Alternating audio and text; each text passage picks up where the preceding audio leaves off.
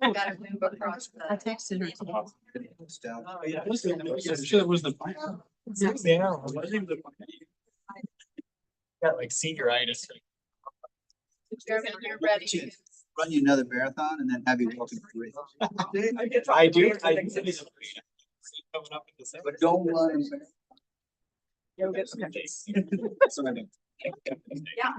Okay, we are back. I'm going to make a motion. I certify that the public business matters lawfully exempted. I'm sorry, I certify that only public business matters lawfully exempted from open meeting requirements under Chapter 37, Title 2.2 of the Code of Virginia. And only such public business matters as were identified in the motion by which the closed session meeting was convened were heard, discussed, or considered. That's a motion. Is there a second? Second. Any discussion? Okay, so by voting yes, you are affirming that what I just read in the closed meeting certification is in fact true by voting yes. All in favor, please say aye. Yes. Yes. Opposed? Ms. Jefferson, you're good? I am wonderful, thank you. Okay, wonderful. All right. All right, that motion will pass unanimously. Thank you very much. I appreciate it, everybody. We will go on to the first action item, which is the approval of October 17th, 2024 business meeting minutes. I will go on and make a motion to approve the minutes from the October 17th, 2024 meeting. Is there a second? Second. Seconded by Mayor DeFrente. Is there discussion on that motion? You guys should be so. All in favor, please say aye. All in favor, please say aye. Aye. Opposed? And Ms. Robinson, I'm going to assume you want to abstain because you weren't here for the meeting, so you can't say yes. That's true, and I believe I'm a non-voting. Yeah, Oh, she's not voting member anyway. Okay, so you always abstain. Doubly. Because we're out. Yeah, you can vote if he actually, did you guys discuss it and talk and all that? Okay, then yeah, you're good. All right, that motion will pass unanimously. I'm gonna go to Mayor Rischel right now, so she can introduce the financial statements and audit compliance reports. Mayor Rischel. Thank you, Madam Chair. I will turn it over to Mr. Longy, but first I want to recognize that Mr. Mike Garber is with us this evening from PB Maris.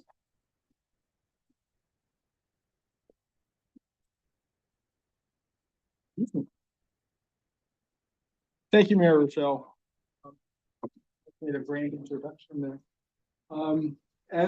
As you know, the authority is required to do an annual audit through an external independent auditor.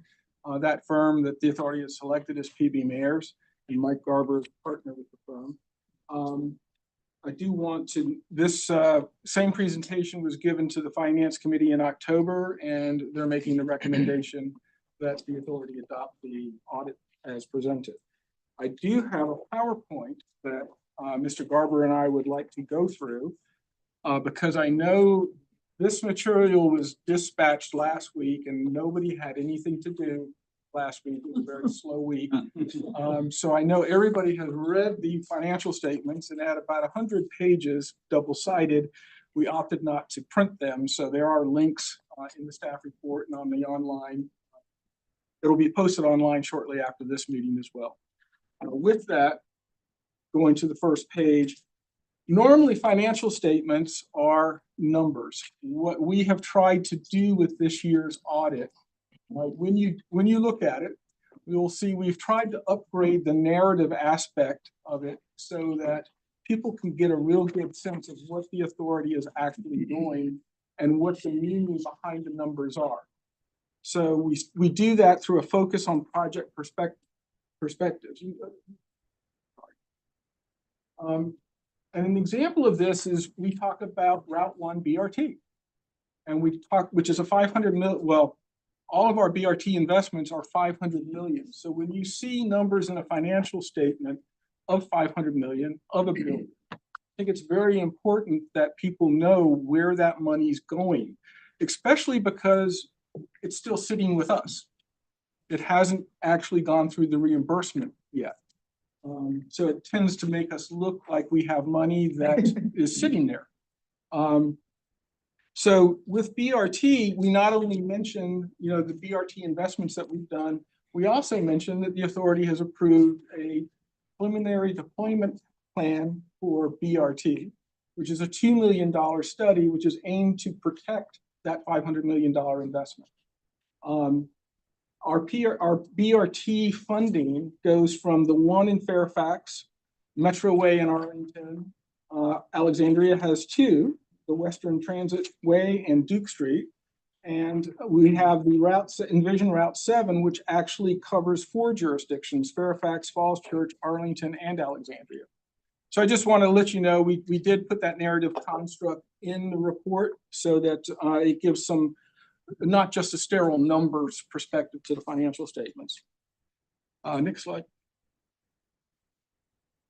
So how do these funds get used? In 2024, the statement of net position, commonly referred to in the corporate world as a balance sheet, shows an amount of 1.8 billion, of 1.9 billion in assets as restricted exclusively for regional transportation projects and debt service already approved by the authority.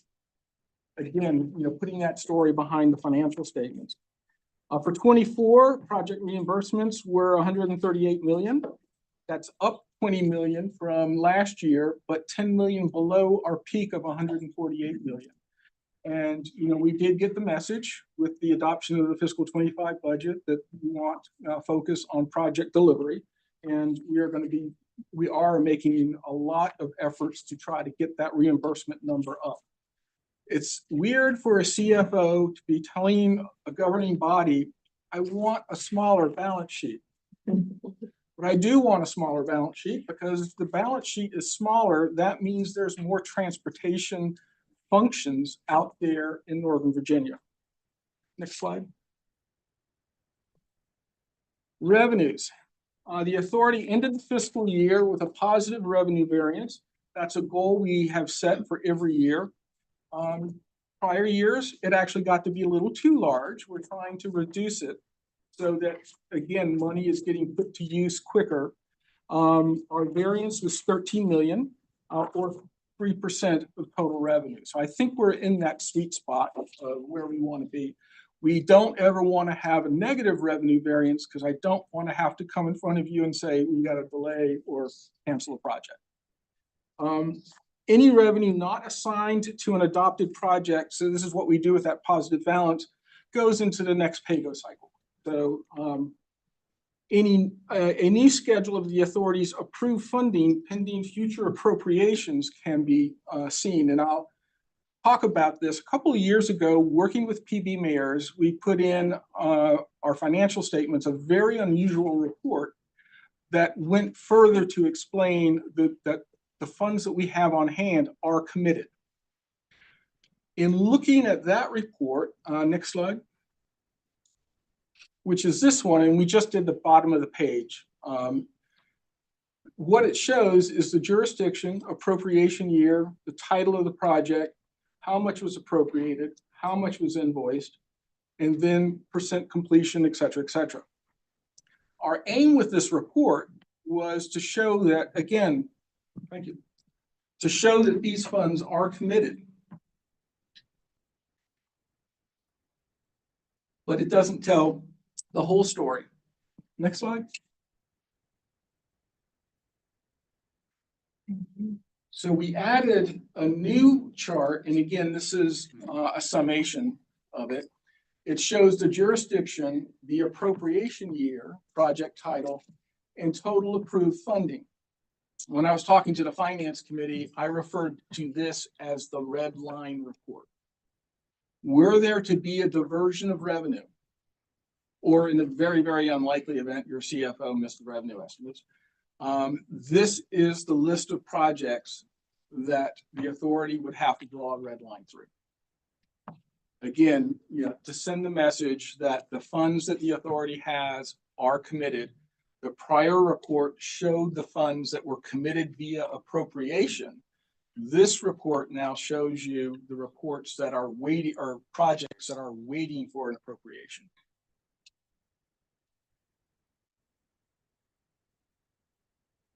Next slide, please. So the revenue outlook, and there's gonna be a pop quiz on this one, okay? The revenue outlook, we had a 4.4 million increase in sales tax and a combined 1.7 million decrease in the regional congestion fee, which everybody calls grantors, and the interstate operation enhancement program transfer, which everybody still calls the I-81 money, even though it's functionally disassociated from I-81. Investment earnings increased 34 million year over year. And the pop quiz is, if you look at the very bottom line, the gray line on the bottom of the chart, that is what we call 30% revenue or local distribution fund. The next line up, reddish or orangish, depending upon your angle, is the 70%. But how can the 70% in fiscal 22, 23, and 24 diverge so much from the 30%?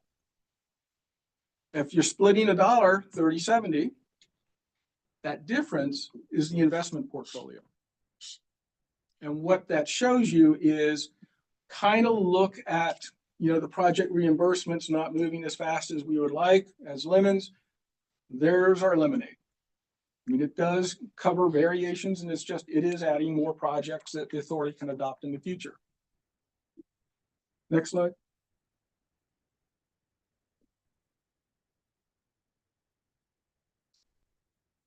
And when everybody was staying up late at night and looking at the financial statements, and I'm sure they dialed into the investment portfolio, you'll see a couple unique things here. The investment portfolio earnings for 24 were projected at 35 million. Actual earnings were 66 million, exceeding the projection by 34. Strong portfolio earnings help offset the uncertainty of grantors. Grantors, being real estate based, has been under a tremendous amount of pressure in the last couple of years. We are starting to see some good news nationally that is starting to turn around. And the IOEP program, which VDOT estimates, have been weighing negatively on our revenue estimates. There was an additional unrealized gain of 2.4 million. So if you were to look at the financial statements, it looked like the portfolio earned 90 million. There's a problem with that 24 million though. It's generated by an audit standard called mark to market. And that aims to present a market comparison of the security values as of June 30th, 2024 in the financial statements. It's a real number, but it has no real impact. You can't spend it. It's an unrealized gain. And it's basically a valuation that we're required to do. Likewise, when we have a negative mark to market or unrealized loss, don't look at me strange, because that has the same meaning as the unrealized gain. So the key point is unrealized gains and losses in the portfolio do not impact the amount of the PAYGO calculations. Next slide. On our lease, the new lease required a lot of disclosures for 24. There was a lot of transactions. We were on the second floor of this building for several months, not paying any rent. We had to exit 3040 Williams Drive, and then we finally got up here in fiscal 25. So our whole lease office move spanned 2 fiscal years. You should say we're not paying any. It sounds like you're squatting. We weren't supposed to be paying any rent yet, so just put that out there on the record.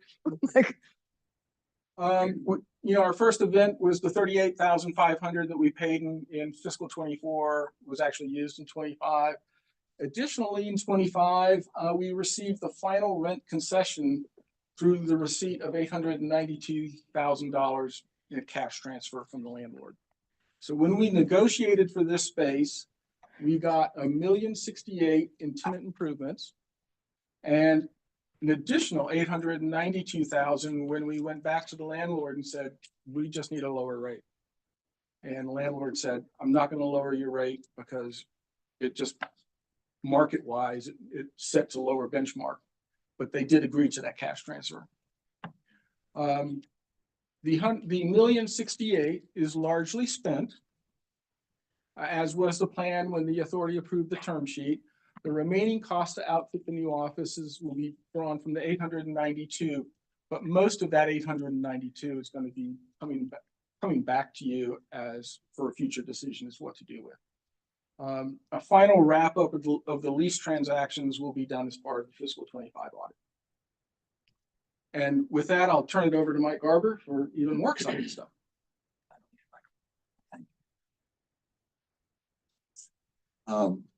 I was up late at night going through the financials, so just to make sure that everybody is aware. And I don't think we have to value the squatting rights we had for the second financial statements either. So I think we'll be okay there. But focusing, and first of all, Michael, thank you for doing that update on the financials, because I know you usually do that monthly and go over things, and just going over those things for the year from the audit, because I typically don't, because it's November, and by the time I get here, you're already 5 months into your next fiscal year, and you're already starting to think about next year's budgets. So I appreciate that overview. So just a couple of items, though, that as from the auditor perspective, we are required to communicate with this group. We usually do it in writing, and I have actually documented all of these things in a letter to Michael and management. So that has already been taken place. But, just to make sure we do cover all of the bases, we have different responsibilities. The audit committee and finance committee has different responsibilities. And this is really just talking about, we follow the government auditing standards. The APA out of Richmond has standards that we have to follow and things of that nature. We've already had some planning communication that was done way back in April when we're starting an audit. So most of these next few slides are really just covering those bases.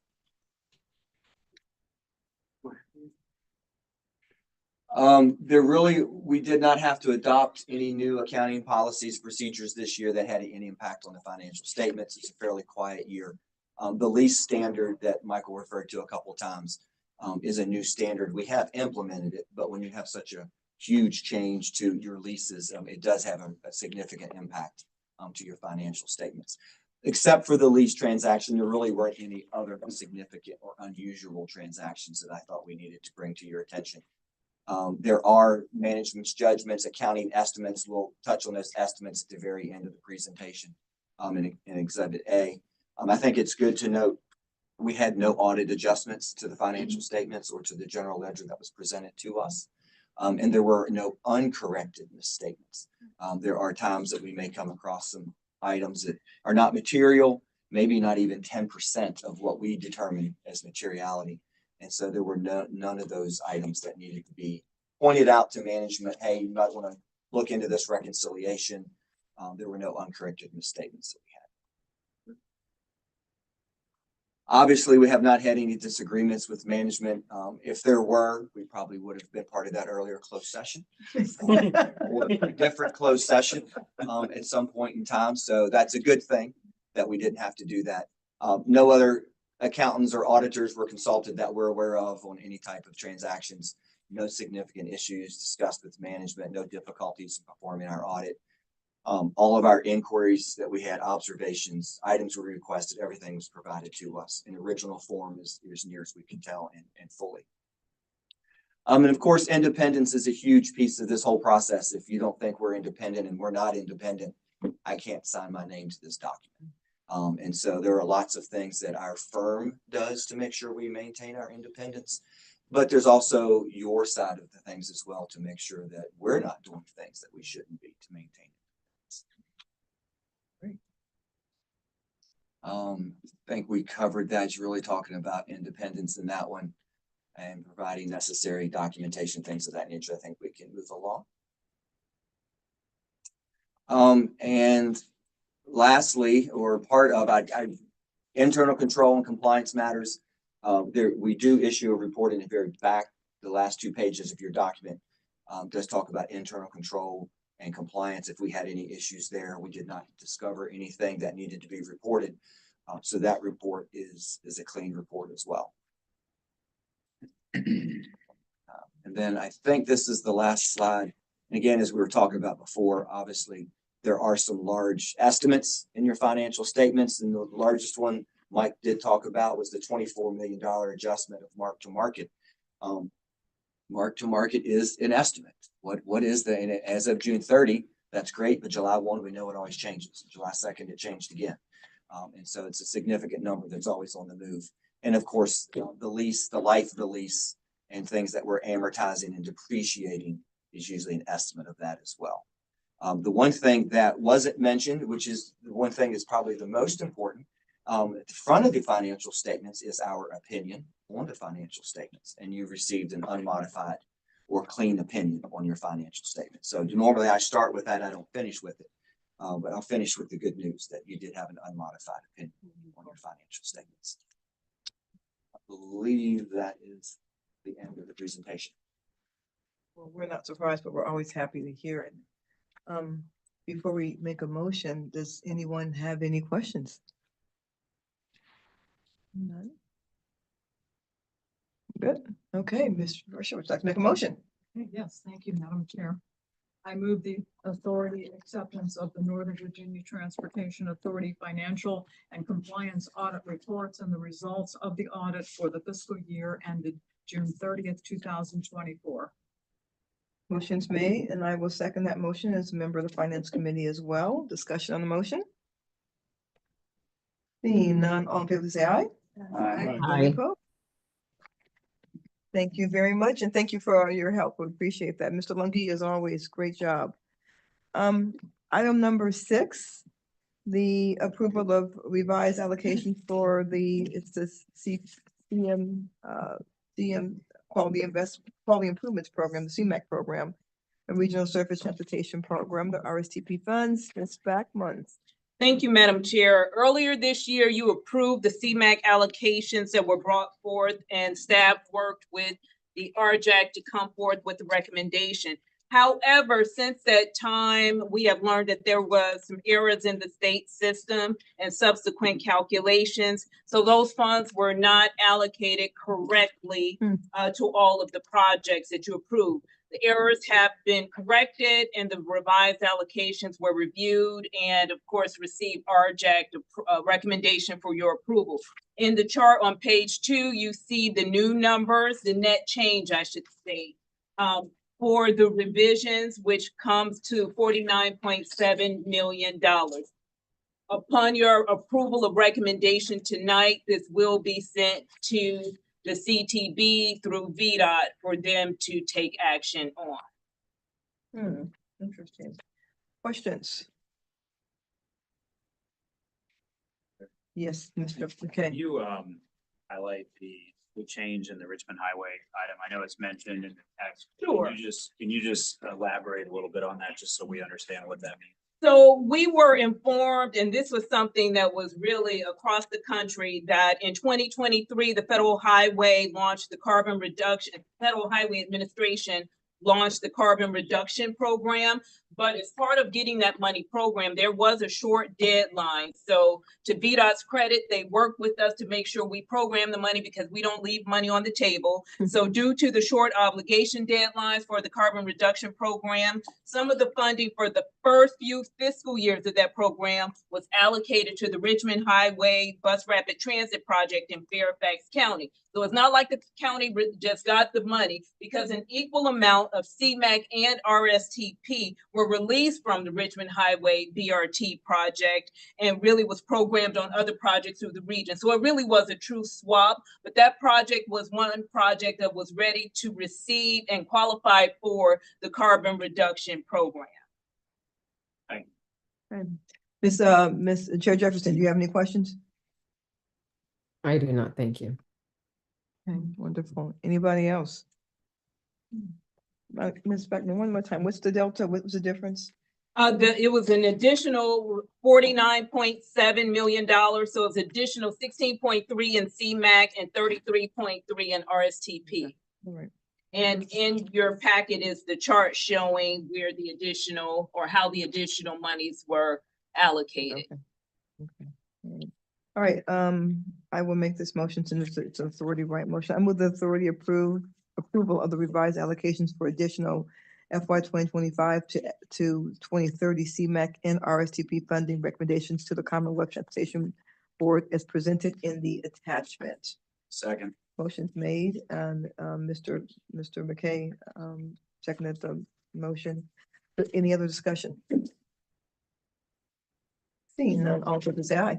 Aye. Any opposed? That motion will pass unanimously. And the next item is about the city of Alexandria. But where is? Right next. I know. Madam How would Chair, I miss you? Madam Chair, I didn't know if the staff would say anything in advance. No? Okay, yes. Madam Chair. I move authority approval to recommend the reallocation of $1,030,442 from UPCT 19651, which is the FY 24 Western Transitway operations, $17,558 from UPCT 19651, which is F 25 Western Transitway operations, and $500,600 from UPC 21536, which is FY 24 Transportation Demand Management, a total of $1,694,975 to UPC 114864 Mount Vernon Avenue for the city of Alexandria. Motion's made. We should all just be quiet and not second this motion at all. Just give. Just say nothing. Arlington came through for you in a second. We back each other, you know. Yeah. All right, Police in the motion, room. 1 second. That's you and I, Jeff. I think we're the police in the room. I think that's true. All right, well, okay. That's okay, so that's what we gotta do. Economic problem solved. Oh, okay, discussion on the motion that was seconded by the member from Arlington. Seeing none, all in favor say aye. Any opposed? That will pass unanimously, and that is all of our action items. We are now on to our discussion items. And our first discussion item is the Transform 66 outside the Bestway concessionary fund fee projects update. And yep. We're ready when you go on. Hi, how are you? I'm good. Good evening. My name is Michelle Shropshire. I'm the Mega Projects Director for the Northern Virginia District at VDOT. I'm here this evening to give the update on the concession fee projects from 66 outside the Beltway. If we can advance to the next slide, we'll get started. Just as a brief reminder, the 66 outside the Beltway project is a public-private partnership between the Commonwealth and our concessionaire Express Mobility Partners. The concession term is 50 years. The project is providing $3.7 billion in transportation improvements. The design build cost of the project was $2.3 billion. And notably, there are other benefits to the Commonwealth and the region from the project that are highlighted on the screen, of which we're going to talk about tonight, the $500 million upfront concession fee that was provided for additional improvements along the corridor. We advance to the next slide. We can talk about on this next slide, just a reminder of the requirements for the concession fee projects from this upfront payment. To be eligible, the project must benefit the toll users. It must be a federally eligible project. It must be one of these goals that are highlighted on the screen, such as moving more people, enhancing transit service, enhancing connectivity, reducing congestion, and providing more travel choices. The projects are selected and recommended by this board and then approved by the Commonwealth Transportation Board. It has to meet any one of these goals, not all of these goals. Meet one of those goals, yes. If we advance to the next slide, we'll start to see the list of the projects. They are divided into 4 major categories. Projects that were within the construction limits of the 66 outside the Beltway construction limits, transit improvements, pedestrian type improvements, and then roadway projects. We'll start with the projects that were within the the limits of the project itself. Those 4 projects have all been completed to date, and they're currently awaiting financial closure. That means that we're still waiting to finalize and reconcile some final billing, or they might still have some outstanding right-of-way transactions, such as condemnations, to take place. For the transit projects that you see listed on the slide, you'll notice that some of them have been completed, such as the Monument Drive Commuter Parking Garage and Transit Center, or the PRTC Western Bus and Maintenance Facility. And then we still have a few projects such as the East Falls Church Metro Station bus bay expansion that's still in progress. And we also have some of the VRE Manassas line projects that are in progress at various stages that have expected delivery times that are noted on the slide. If we continue on to the next slide, we'll start to talk about the pedestrian improvement projects and some of the roadway projects. Again, some are complete, some are still in process at various stages, whether they're in design or construction. We won't read through all of these, but these are noted, and I think you have the slides provided in your packets. If we advance to the next slide, on this next slide, the next 2 will give kind of a breakdown where the projects, the name of the project, who is administering the project, whether that's VDOT or one of our locality partners, the concession fee amount that has been approved through the end of fiscal year 24 for VDOT, which that was the end of June, and then any potential shortfall or surplus that we have in our system right now. So you can see kind of the listing of where those projects fall currently in our system. You'll notice a couple projects that have asterisks. These were a few projects that had some critical updates since the end of the fiscal year, so we updated those on the information that we're presenting in our presentation this evening. If we advance to the next slide, you'll also see same bit of information for these projects, just the listing of the project. Again, who has been administering the project, concession fee amount, and any potential shortfall or surplus on the project. As mentioned, we still have a number of projects that are ongoing. Some projects are in the project development stage still, or some are under construction, and many are awaiting financial closure. Once projects have completed their cycle and they have any amounts of money, they all get moved to the balance entry account.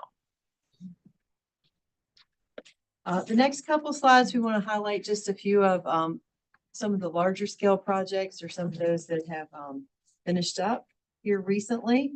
The first is the Monument Drive Commuter Garage and Transit Center. This is a beautiful new facility that received just over $40 million in concession fee funding. This facility is direct connection to the express lanes. It provides multimodal options. It really was a testament to partners working together to deliver this facility. The next slide also highlights a multimodal facility, the VRE Manassas Park Parking Garage and the Bridge. This is a new parking garage and also has some surface parking that is available for users of the VRE. They held a topping off ceremony earlier this summer in August. The garage, along with the pedestrian walkway elements, is expected to be fully operational by the end of next year. On our next slide, we'll highlight the Route 29 widening project in Fairfax County.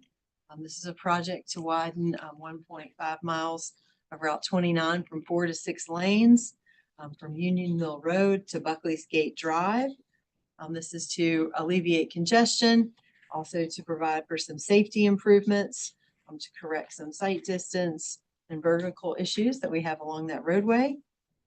There have been 3 early milestones that have been achieved on the project to date. The project is scheduled for completion in spring of 2026.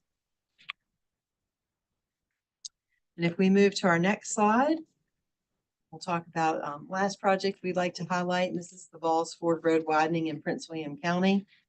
The roadway improvements were completed in April this past year. This provided a 4-lane divided roadway. It also included some pedestrian and shared use path improvements along the road. This project had more than $40 million in concession fee that was allocated to this project to aid in this improvement. On our next slide, just a brief update on the 66 outside the Beltway project. As you may recall, the project was open to traffic in the end of 2022. It was a phased opening and it was ahead of its contract date to open those lanes. We did achieve project completion earlier this year in June of 2024. And then if we move to the next slide, I'd like to share just a few statistics about how those 66 lanes are performing. And these were shared with us from our concessionaire, Express Mobility Partners. The 66 outside the Beltway project is moving a lot of people. Average trips are just over 1.3 million trips per month. So that's freeing up a lot of capacity on those general purpose lanes as well. And contrary to some popular belief that's out there sometimes, most of the drivers that drive on those lanes are paying an average toll price, 70% there, of $45 or under. That's their average bill. And a lot of those drivers are experiencing significant reduction in their travel times, 54% reduction for users of those express lanes on the 66 corridor, which also, again, has a benefit to the general purpose lanes. Last slide that I'd like to leave you with tonight might be some interesting trivia that you can use at your next social event. Just some fun facts again about the users, and this is just for the 66 outside the Beltway system. We have 8,600 HOV trips per day, 1,400 transit trips, and we have 400 school buses, and all of those are free users on that system. So that's all free users, in addition to the toll-paying customers. $800 million in concession fee for transit payments that are over the term of the concession. So all of this would not be possible without this managed lane project. So layering these transit benefits on top of all of those concession projects that we just provided an update on demonstrate again why these managed lanes network in Northern Virginia, make our system a world-class system. So thank you for allowing me to present this evening. Wow, these are great numbers, interesting numbers. All right, questions. I do so, Mayor Rochelle and Chair Jefferson, probably. The VRE Manassas bus parking garage. Now I know that's in Manassas Park, but that something that big belongs to the whole county and probably. Is this a paid garage? Is this a garage? Will people pay to park in this garage? No, they do not. They do not pay to, and they will not pay the entire, it will be a free garage forever. That's my understanding. That is very interesting. Do you know the other forms of revenue for this garage? I'm impressed by this. Well, it's being built by the I-66 outside the Beltway. Phase 1 and Phase 2 were funded by the NVTA. Phase 3 by the I-66. By I-66, it's incredible. It's absolutely incredible. Yeah. Great job. We are deeply grateful for that garage. Yeah. It's Yeah. really helping our downtown, shape our downtown. Good, very good. That's very impressive. And then Mr. McKay, you know what? I'm surprised. You guys have 23 buses that are going down 66? High schools, I guess, huh? That's so interesting. Wow. Okay.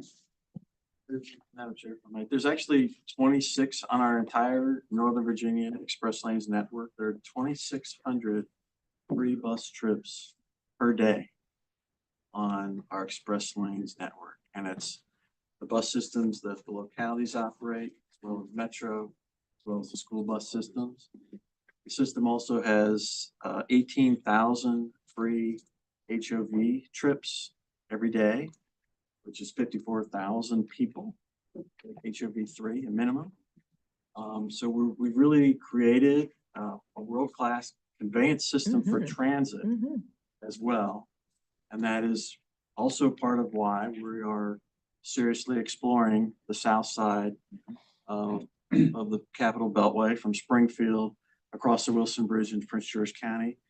We're looking to invite them into this amazing system that, as I said, supports transit, as Michelle said, has ongoing transit payment benefits for everyone in our region. So as I said, They're amazing numbers. yeah, and I also want to give Michelle some credit, and there's another Michelle behind her. Michelle Holland, Michelle Shropshire, wonderful team members for VDOT on our mega projects team.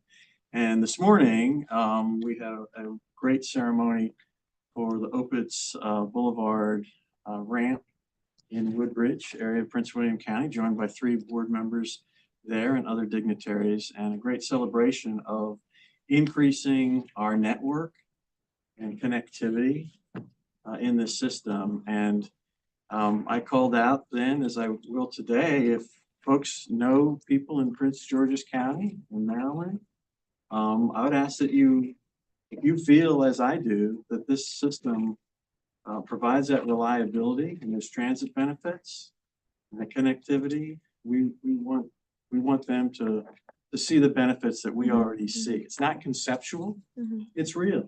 It's happening now. And we want to invite them ultimately to join this system. I know the incoming United States Senator pretty well, to be honest. So she's former Prince George's County exec. Yeah, I'm impressed by those numbers. And I remember some time ago whether a discussion of whether or not to consider ride sharing transit, whether that should be deemed as transit. And I always thought it should be, and I think that even more, especially when it's HOV3 and it's doing as well as it's doing that, I would say that is transit. So good job. Yeah, thank you. Thank you. Any other questions? I do have Yes, sir. one to put the 800 Item. million in context. What's the concession term?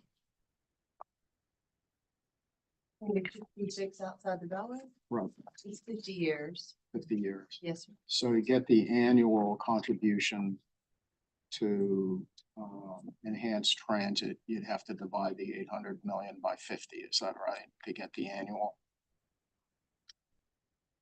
I would have to We check on probably subtract out exactly. the initial Payment, upfront yeah. payment. I'd have to check on exactly how that is derived, but I don't believe it's an exact divide by 50 number.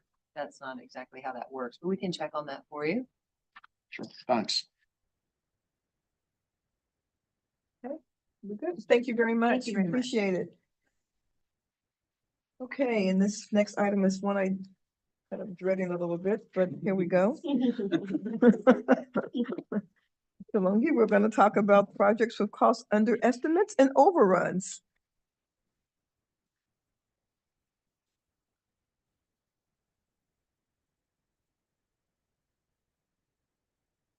Thank you, Chair Randall. This presentation is basically a continuation of the October discussion. Number of board members, and we have a new board member, obviously didn't receive that, so I'll just do a very, very brief recap what's in the staff report. In July, staff was asked to come back in December with a policy on funding cost overruns, now titling that cost underestimates and overruns. The fundamental aspect of this directive was reviewed by the authority's finance committee in 2015 and 2016. That report is attached again. This is the same attachment that was provided in October. In October of 2016, the authority opted to move forward with not funding cost overruns through a contingency reserve, and also did not set an expectation for a policy to address cost overruns.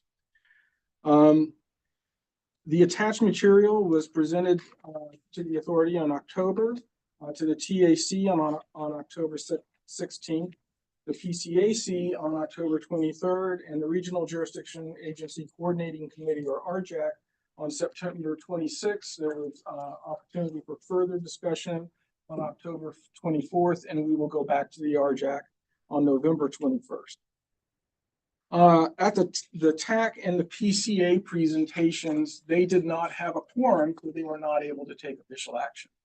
However, I did ask them for an indication so that we can continue working on developing the policy as to which way they were leaning. There was no formal action, and they both reserved the right to change their minds. I think it's fair to say that both committees are leaning to no, meaning no funding of underestimates and cost overruns. We do have a meeting scheduled to go over this again with the PPC. And that's scheduled for November 18th. And of course, that's many of the members here are make up PPC. In the policy development process, we're at the stage where we do need to understand which way the authority is leaning. This isn't an action item, but in order to develop a policy at the very basic level, we need to have, staff needs to have an understanding if the board wants to move forward with funding or not with funding. So I've broken out the two scenarios for you. Funding cost underestimates and overruns. Any policy would need to address the 2015-2016 work, as well as the things we've learned over the last 11 years. Going back to the 15-16 work, that identified 47 issues that would have to be addressed through the policy. And even trying to address those, we wouldn't be able to capture anything or everything. There's just too many variables out there that we just don't know. Addressing issues involved in the implementation of such a policy will necessitate expansion of the authority staff. In October, I had to tell you that we have an estimate of what cost overruns could be. We don't have whether they would fall under policy or not, but that estimate, give or take $200 million, is approximately $1 billion. Additionally, were we to staff up for a policy that covered the 47 issues plus, we're looking at an annual expense of about $1 million. And that's just kind of a back of the envelope estimate, obviously the policy. But to put that $1 million in perspective, that would be a 20% increase in the authority's operating budget.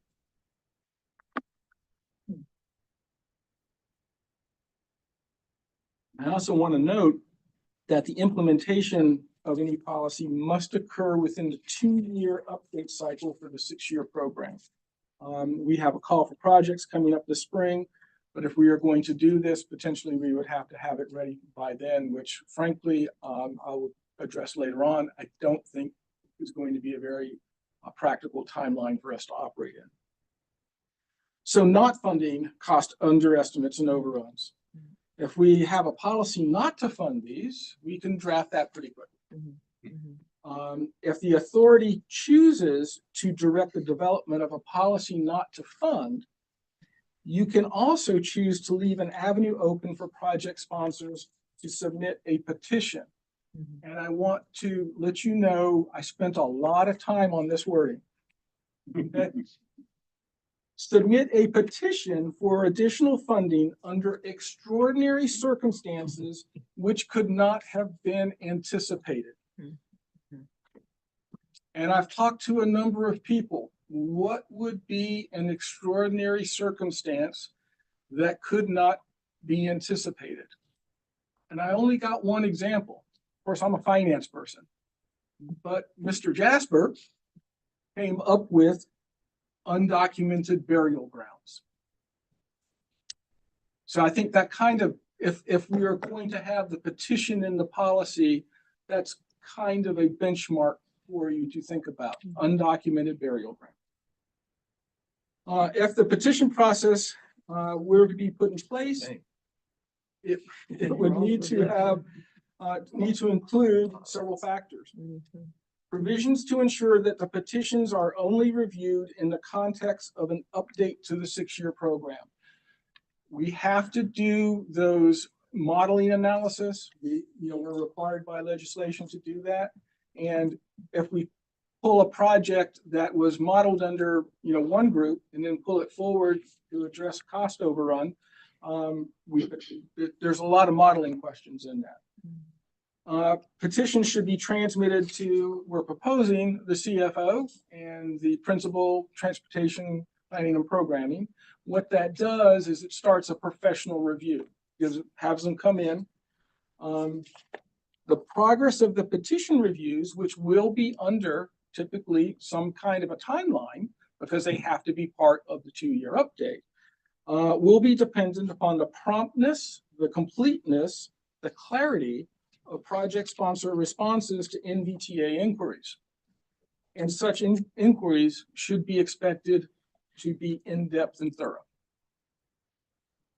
NVTA must have provisions to use the services of an independent outside consultant on an on-call basis with the cost to be paid for by the project sponsors. On-call services will limit, unlike the $1 million expense that I'd mentioned if we do have a policy, the on-call services will limit the need to preemptively hire full-time NVTA staff. Part of the problem with the costs that I mentioned on funding, having a policy to fund overruns, is we don't know when those things are going to come in, but we would have to be ready for them when they do arrive. And part of the presentation in October, and a very big aspect of the authority not moving forward with this in 2016, was the cost of having to do it, not only for the authority, but the project sponsors are going to have to, answer those questions. The CEO, we're proposing the CEO would make recommendations to the authority's finance committee, the PCAC, and the project recommendations all go through PPC. The PPC will make a recommendation to the authority as part of the 6-year program update. There any questions? Say that last part, quick piece again. The PPC would make the recommendation after examining the analysis. And put it as part of the 6-year program update. To put in the out year. Yes. All right. Yeah, okay. Let's make sure you were finished. I thought we were in questions. I was just going to review the staff recommendation is that we do not fund cost overruns under estimates. If that is accepted by the authority, we can have a policy ready for your December meeting. Okay. If the authority accepts the recommendation of not doing it, but we put the extraordinary and could not have been anticipated petition in there, we ask that you give us until February of next year to develop the policy. That will still leave us in cycle for the next 6-year program update. If the authority chooses to move with funding underestimates and overruns, we anticipate it will take 10 months to develop the policy. Last time we addressed this, it took over a year. And we asked, so that would put us at September of 2025, and we would ask for a moratorium on such funding until the policy is in place. So that funding would not occur within.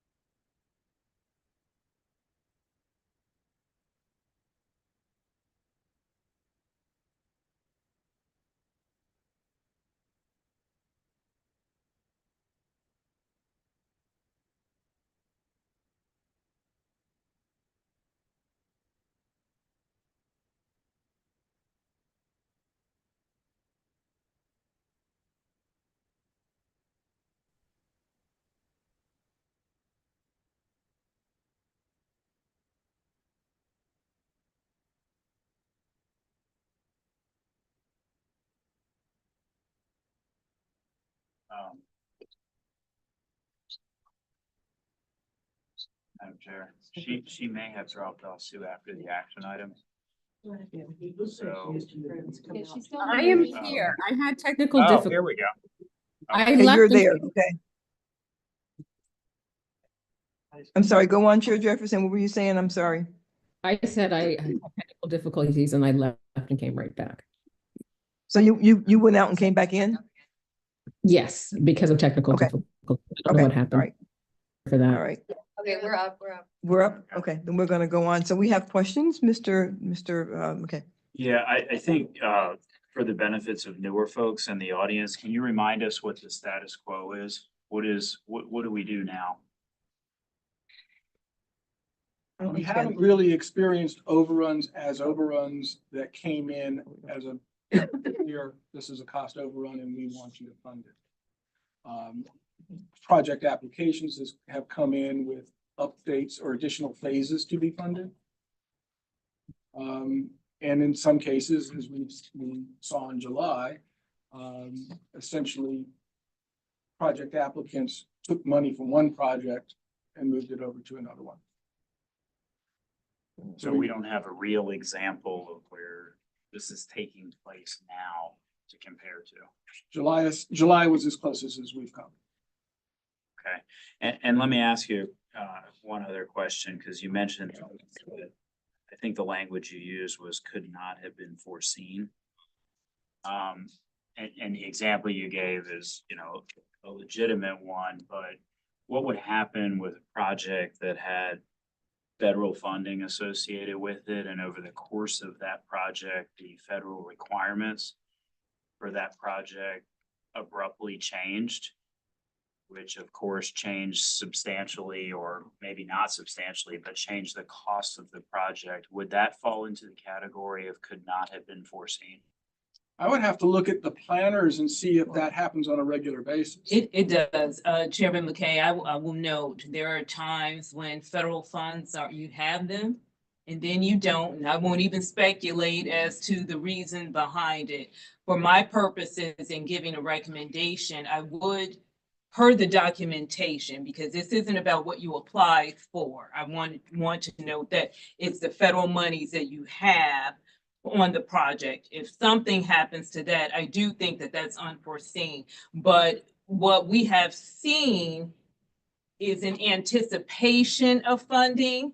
We don't look at that when your project is evaluated, because if you don't have it yet, you don't have it. But if you have the funding and something happens, I do think that that's unforeseen per the documentation. I don't want to be on record saying, oh, a sweeping yes, when someone from the feds have said, oh, this is, we're gonna have a placeholder for you. But I do think that that could qualify as unforeseen. And to be honest, this is one of the reasons why we had trouble with trying to think of every scenario, because we as staff just can't possibly think of every scenario. And we wanted to bring this back to you this evening to get your really direction and guidance on, do you want to know, or do you want something to look at unique circumstances, which we will build into the committee review process.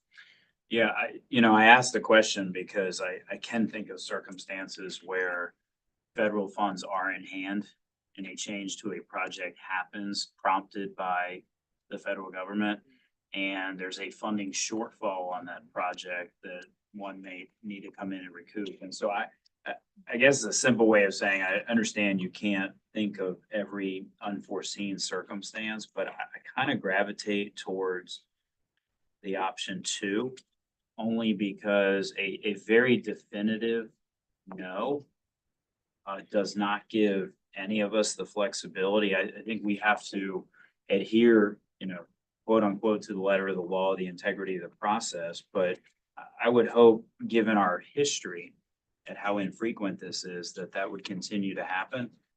But I'm a little bit concerned about having no process idea in place to deal with an extenuating circumstance that would require us, instead of look at an existing policy and make an interpretation with the benefit of a staff recommendation as an authority as to what to do, as opposed to along comes a project that has this problem and now we must create a policy if we're to even entertain it. I mean, it's kind of like, understanding the rules of engagement before engagement. And I think from a generic standpoint, I would at least gravitate personally towards item 2. That being said, I do think we need to be careful about growing the responsibilities of staff substantially here. And I mean, my ears perk up when you tell me the projection, at least that you have, of what the staff needs would be. And I guess what concerns me about that is based on past experience, I'm having a hard time reconciling in my mind why we think there would need to be all this extra staff support for something that really hasn't happened in the past. So help me with that a little bit. Thank you, because, exactly, because I'm wondering if maybe it's happened more than we might know, but staff has kind of Yeah, thank figured it you. out and covered it up. And That's went part of well. my response to your Randall. We receive inquiries about additional funding for projects that are experiencing challenges where we thought they were fully funded or we thought the phase were fully funded. We receive them more times than not. Now, my very first question is usually, and I know the answer because it's rhetorical, because we do certification, what about your 30%? Now, I understand no one wants to use their 30% because it's programmed and being used for other things, but we ask about the 30%. We ask, have you applied for Smart Scale? Have you submitted for CMAQ and RSTP? And usually between some of the questions and the responses, it never comes to the authority because it's worked out beforehand. This last cycle, we had 3 project sponsors to reach out to us. One was during the call for projects. We're experiencing cost overruns. We wanted to get the staff's opinion on that. And we were like, if the project is supposed to be fully funded, it's going to be hard for the staff to give the project a favorable recommendation. We can't tell you not to apply because we don't have a policy that says once you are fully funded, you can't apply, but we will have to have this discussion. Now, one project sponsor said, okay, thank you, and found another way. Then we had 2 other project sponsors who was like, costs have gone up, things have happened, and in Northern Virginia, when you have the inflation, there's a lot of work in the region. And the construction prices, materials, labor, all of that is a part of it. And then another time we found out, what we don't like is finding out during the application process because that puts us at a disadvantage. So we did have, just for this cycle alone, this come up, but it has come up every funding cycle that I can recall. Yeah, and that is that. So 2 things. One, can I reasonably assume that these projects have a contingency when they start? They should, yes. We tell, and see, part of, I will get into the contingency. Projects, and this is Well, but the second part of what I was going to say is, but it's also not up to, and this is something going to what Mr. McKay is saying, it's not really up to MVTA staff to be problem solving how a locality can get money that, I mean, you don't have the staff for that, nor is that your role. But between a contingency and them and localities knowing what other options they have out there, I'm wondering, because I know this staff enough to know you would not be bringing this to us if something it did not trigger this, and not just one thing. So when you're saying this is not an issue, I think probably something's been going on that we just maybe have not been as made aware of. So, I'm sorry, Chairman. No. I was going to say, we would hope that when project applications are submitted, the contingencies are included. That's what we see across the board, and that's what people do with project applications. Now, for us, it's a little interesting because the law requires that you give priority to the projects that have the greatest level of congestion reduction relative to cost, and you have to document. So every project that we fund, every dollar goes through that analysis. And sometimes, it could, and I won't say it has, it could make project sponsors a little squeamish about how much of a contingency they want to assign to a project because they may feel that their congestion reduction relative to cost score will be lower. But it wouldn't. When we look at total cost. Madam Chair, if I could just finish my thought, actually, the conversation we just had, I think cements in my mind what I was saying before about option two. Because when you say, option two says, we do not fund cost underestimates and overruns. But it also says that there's petition process, and I guess if your petition process is tight enough, recognizing a lot of years of experience, like, for example, if someone attempted, I'm not saying anyone would, but if someone attempted to game the process by not putting in a contingency and then comes later and asks for the amount that would have been in a contingency, you can set up a petition process that would say that's not eligible for petition. And so, I know it may take work to come up with those exceptions, but I still think it's easier to create bookends of a petition process, recognizing that the answer is no. The answer is no. If you're going down the petition process, it must be extraordinary and meet certain criteria because none of us can predict entirely the future. And I don't want to make a policy based on a project. And I think my concern is we're going to be put in a position downstream where that is the case for something unforeseen. And that does concern me a little bit in terms of flexibility of the authority moving forward. And so I like the idea that the answer is no. I just think there could be cases where that level of inflexible response could end up costing us an important project, costing the region an important project that the authority otherwise would be okay with, but did not get a chance to have that conversation because of the policy rigidness. Yes. Yeah, I totally agree with where you're going, with option two. I do think the way it was laid out, this may seem strange coming from a lawyer, but I think there's a little too much process laid out here. I think the ultimate, judge and jury of this will be the group sitting around this table, and I would not want to face a jury of my peers with a clearly predictable set of circumstances. So I think we do your best to draft it, come up with a process that's, that the answer is no, but define a relatively simple process. And then they're going to have to face us.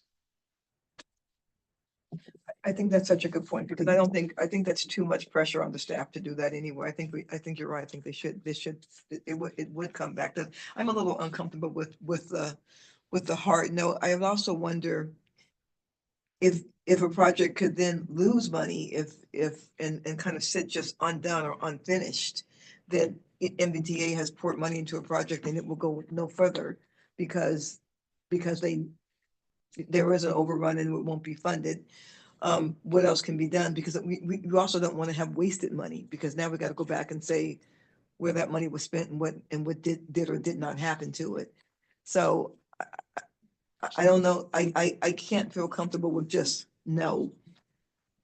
But I think what Mr. McKay is saying, no, but, right, no, except. And I think I feel a little more comfortable with that, knowing with what Mr. Snyder said, but that but better be pretty significant when you bring it back. Yes, yes. Yeah, just. Yes. Question. Currently, have we lost projects? I agree with Chair Reynolds' concern. We don't want to have a project that ends up just stopping. Right. Because they can't adjust. Has that happened? No, because I think they figure out a way to fix it. But I guess my point is we've gone through a historically disruptive time in terms of public construction costs and other costs. I mean, it's unlike anything I've ever seen. So if we've made it through this period and that hasn't stalled a project, I'm wondering if we're not creating a system for a set of zero of projects that are really can't survive it. And I totally agree with your point that I don't think the staff here should be problem solving for project sponsors. They can do that themselves. But it seems like even in the most disruptive time in my lifetime, projects have figured out a way to get through That's it true. without Yeah. this Yeah. system. That's a good point. And I guess my second point is, does the staff have a preference on these three? Because you guys are seeing this every day, like you're living this, and we can opine on it, or at least I can, but I'm just curious That's a valid question. It's a good question. As CFO, because in October, we talked about risk, and the transfer of risk, which this involves a lot of that. And as I had noted earlier, the wording of petition, extraordinary circumstances, that could not have been anticipated. I think if a project has federal funding on it and the feds withdraw the money, not because the project had a violation of any type, but let's say it was just a budget cut, then I think that would fit the bill of extraordinary and not able to anticipate. The key thing, as Ms. Backman was saying, it's not that you're applying for federal money. And this is where we do need to look at the details. It's not that you've applied for federal money, you were awarded federal money. Or even if you were awarded money from the Commonwealth, and through no fault of the project sponsor, that money disappeared, which I believe rarely happens, would be extraordinary and unanticipated. And I think to Councilmember Snyder's point on the process, I think setting that bar at extraordinary and unanticipatable, if that's a word. I think that sets the bar that the petition will be judged against. It clearly doesn't include inflation. It clearly doesn't include unfortunate circumstances that are affecting all projects at the same time. I mean, even the authority's own revenue estimate, for the last 6-year revenue estimate, we put in a recession in those numbers. And on contingency planning and stuff, for the folks who were not here in October, we don't tell project sponsors what to set for contingency. And we don't have, and part of it is we don't have the engineering backgrounds, we don't have that talent. But also, if we set that standard, then we have essentially set a benchmark that we are culpable for any risks associated with that. So it does, as Ms. Blackman said, it goes back to the project sponsors who are truly the best people to be making these estimates.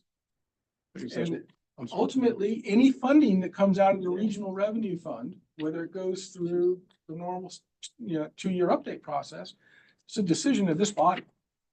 No money leaves that fund without this group making that decision. Yes, just one more question. So if I'm, will the petitioner, under option 2, pay all the costs of reviewing the petition? If we have to use outside experts. Because usually a model run is associated with that, and that's really what Mr. Longy was getting at as well. And if it's a burial ground or something, just some things that we on staff currently we don't have the resources to address. Mayor Mitchell? Thank you, Madam Chair.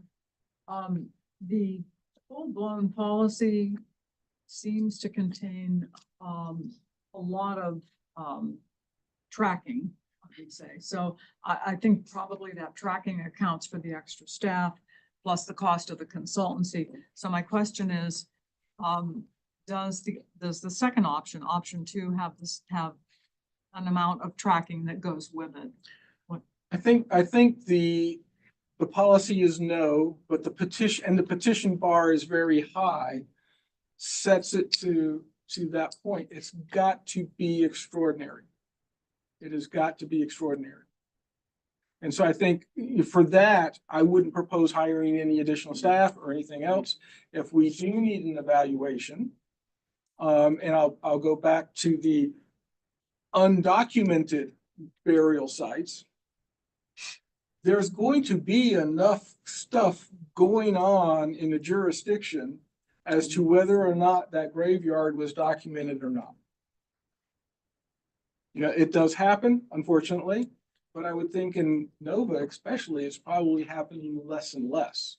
that we have those undocumented places, but certainly, I mean, I've lived in Prince William County since 1982. It does happen. We have had them Oh, we've all had them. frequently, but we have had. We've had them, we've all had them, yeah. Yeah, I'm trying to piece together, I'm drawn to option two, and I sort of wanted to hold my comments, but I do think that it's useful to try to clarify Mr. Snyder's point on process and facing your peers. The more that I read the steps under Roman numeral three, step 6 is where you face your peers. And I was thinking, you know, I don't want to take away the expertise that you all have and the rigor of the process. The fact that you have to pay your own analysis is helpful. It's just trying to make sure that if we do this, we've incorporated his comments so that you have a sense of what could occur, right? Another plausible, I'm not advocating for it, but plausible way is to face your peers first to even see whether you have a road to this.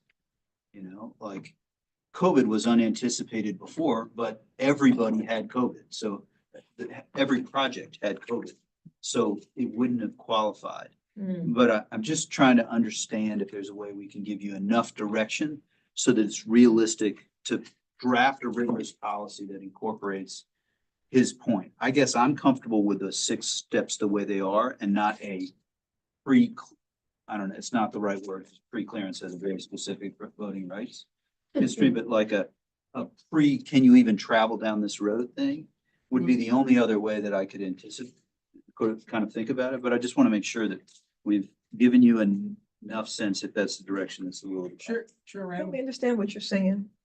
You say can you even travel down this? Is there a step 0 on this where you come to the authority commissioners and you say, this doesn't, you know, like, it's costing us more because we didn't know that these Oh, okay, I boulders got were you. going to be in this part of Okay, it. all right. We would all say, too bad, so sad, go home, Yeah. I think. But, Yeah. you know, I don't say that to Justin, but go on. yeah, so I'm just, that's what I was envisioning, but Okay, I I don't got what know. you're saying. All right, hold on just 1 second. Miss Chair Jefferson, I don't want to forget you're on the line with us. Do you have any questions or comments? I do not know. Thank you. Okay, Mr. Longi. I would, quite frankly, having thought about all 3 options.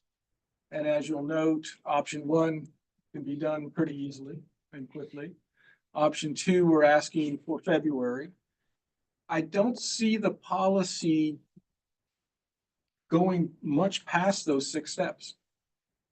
To be honest with you, I think the one remaining question would be, do we allow project sponsors to take money from one project and apply it to another?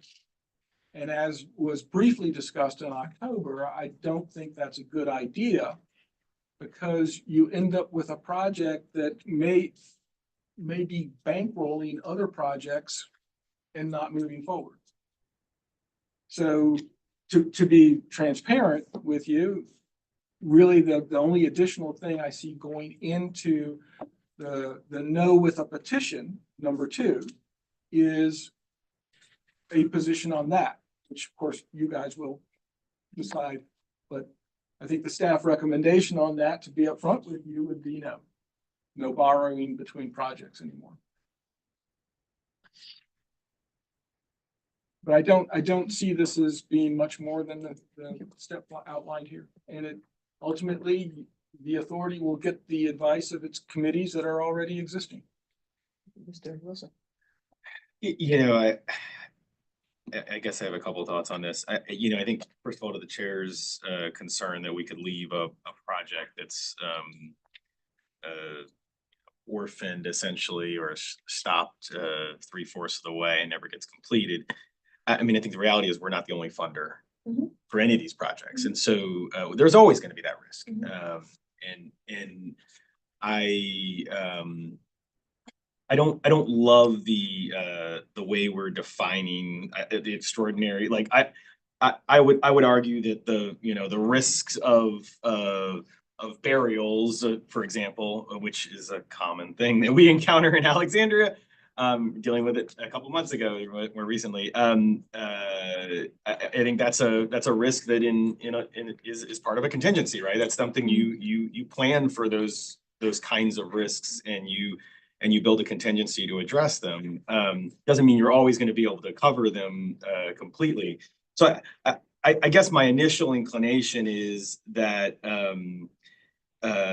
rather than try to spend a lot of time coming to an agreement on what extraordinary is, and knowing that whatever you come up with initially is going to erode over time, it's probably easier to just adopt one and say that, people are going to come to us in those situations and we're going to have to, figure it out.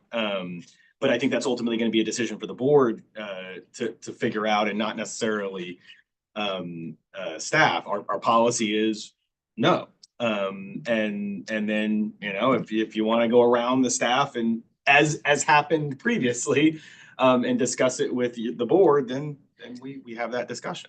But Mayor Wilson, didn't you just describe what 2 is? Well, no, because I think 2 requires us to get into a discussion around how we define the criteria that staff's going to apply for that petition process. If we're going to end up in a debate about extraordinary and because then they're applying a screen before it gets to us. Mm-hmm. If we just say the policy is no, and if you wanna go around that policy, you got to come to the board, and the board's going to have to weigh in on that. Well, then we weigh in on it. Obviously, staff's going to give us advice when that comes forward. They're going to say, hey, like, we think they're full of whatever, but but ultimately it's going to be the board's decision. Sure. And with respect, I honestly don't hear a difference between what you're saying and number 2.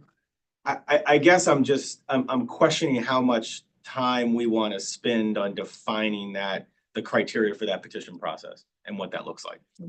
The inverse of that, though, if I might, be under the scenario you outlined, you're adding ornaments to a Christmas tree.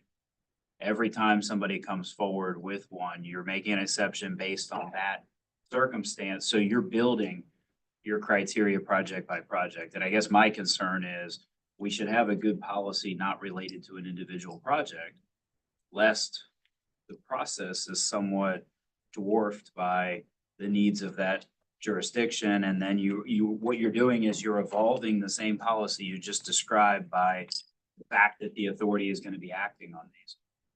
And so I guess my concern is then you have a policy that's built around individual projects instead of a policy that's built around what the expectations of the authority are. I think that's the only challenge that I have with it. I think that's the substantive difference between the two. You do the best job you can defining what the parameters are as tightly as possible. And I think, we're going to have to determine on a case-by-case basis anyway, whether these are extraordinary, unforeseen circumstances, and you can do the best job you can to describe those. But there will be instances that come forward outside of that policy we'll still have to consider, or you do those on a case-by-case basis with no policy and no real guidance. And I guess with that's what my concern is, because what I see in number 2 is the first answer is no. Mm-hmm. So I don't think it's opening floodgates. If you have to overcome that first answer is no, in formulating what your petition would look like. Okay, so we actually have to. Yeah. The only thing I would say is I think, we're all familiar with dealing with this in the land use side all the time, right? Substantial injustice wears down over time, right? And special use, right?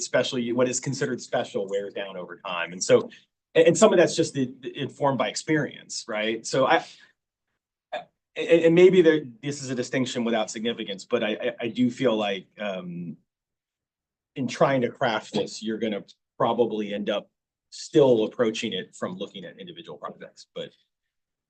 Okay, so can you guys ask us for guidance? There you go. I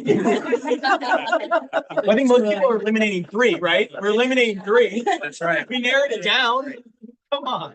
Madam Chair, if I could, what I would note, even if staff's recommendation were no, we would still bring it back to to the authority because we only make recommendations. We could say, yeah, this That's doesn't meet exactly this. what Mary Russell just said. Well, under number two, Yeah. 2A, Yeah. that would be. It sounds a would be little on too us. ish, actually. But first of all, we have eliminated number 3.